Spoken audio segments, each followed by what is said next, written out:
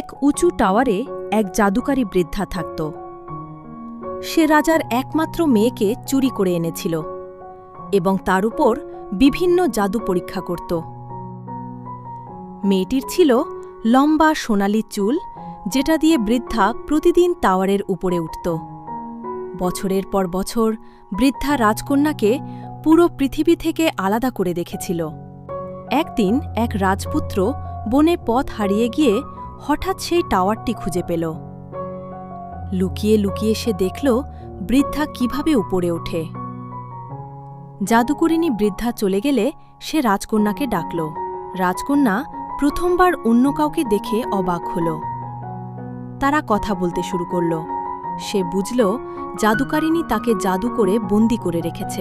বৃদ্ধা বুঝতে পারল রাজকন্যা কারো সাথে দেখা করেছে, তাই রাগে সে তার চুল কেটে দিল আর তাকে আবার বন্দি করে রাখল।